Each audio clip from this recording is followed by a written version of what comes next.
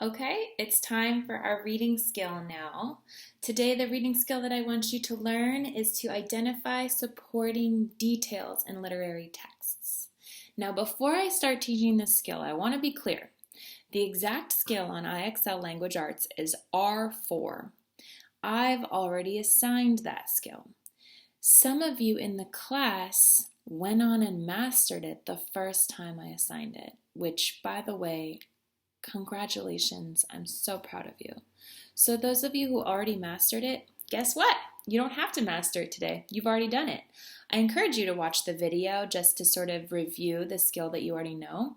But that means that for today, your reading is just read your book, log, and write about it. And maybe when you write, you can consider looking for supporting details and thinking of what do the details in this paragraph support. Okay? But for you, you don't have to do the practice on IXL for this skill. Okay? If you've already started, then you have like some progress and some momentum, and some of this video should be pretty clear for you already. Okay? So, identifying supporting details in literary text. Now, let's go through this word by word. Identify just means to catch or to find, right? So we've got a little magnifying glass to show, oh, I found the exact detail, right? Supporting. So if a detail in a text is supporting an idea, it's like proof. It's like a piece of evidence or a clue for the idea.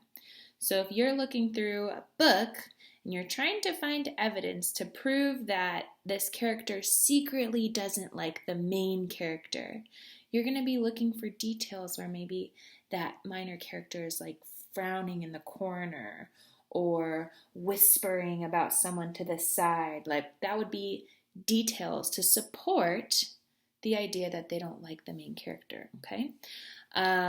So finally, details. Details are small little points in a text, like maybe one sentence or maybe two sentences that describe something. Okay, details are very, very different from like, boom, obvious statement of what's happening, right? So if in the book it says, Miss Yako boarded the train for her very long journey, that's not really a detail. That's a statement telling you what's happening in the book. But if then it says, while the train took off, she looked out the window longingly. Her face was very, very sad, or she looked out the window tearfully. Those would be details to support the idea that maybe Miss Yako is feeling sad about wherever she's going next, okay? So you have to keep in mind the difference between a detail and the main statements in the book, okay? And then a literary text almost always refers to a story. So not always nonfiction, but something written in a story-like fashion. Okay, let's get started.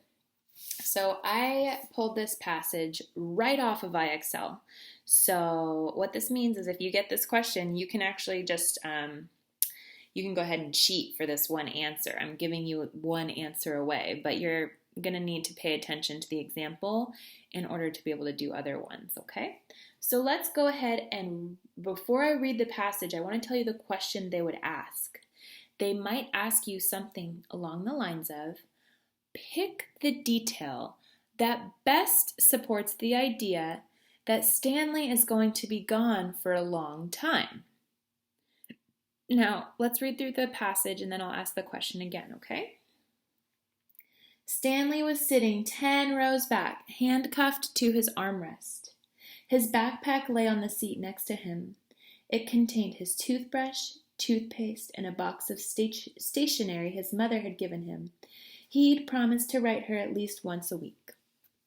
Now, if you're me, let me say that differently. If I was you, if I was a fifth grader reading through this passage thinking, which detail best supports the idea that he's going to be gone for a long time, I could see myself getting a little bit caught up on the bag with the toothbrush and the toothpaste because you don't pack those things unless you're going to be gone for a while. But when you read the last sentence about him writing once a week, that is actually, I would argue, the strongest detail to suggest he's going to be gone for a while. Because if you think about it, you'll pack a toothbrush and a toothpaste for a one-night sleepover. You'll pack a toothbrush and a toothpaste for a weekend getaway. But you won't be promising to write a letter once a week if you're just going to sleep over at your friend's house. You won't be promising to write a letter once a week for a weekend getaway. So that last detail is actually the strongest one, which is why when you're doing these, you want to really, really go slow and be careful. You're going to have a lot of mistakes if you're kind of just like eagerly picking the first one you find, okay? So that's actually a perfect segue to my tips for today. First things first, always pick the best detail, not just any detail. So that toothbrush, toothpaste detail, that would have been a great one to use, but the letter one was better. Okay, so you have to pick the best detail to support the idea that they're asking you to support. Number 2, similar to yesterday, I want you to read so slowly and so carefully, and if you need to, read it out loud. Remember I said there's nothing wrong with doing that. I, as an adult, still slow down and read out loud all the time when I find difficult text. So it doesn't mean that you're bad at reading. It just means that you have a very active mind. You need to slow it down a little bit. So please consider reading it out loud if you need that. Last thing I want you to understand. Details are not the same as explicit statements. What you are not doing is looking through the text to find the sentence that says, he was going to be gone for a long time.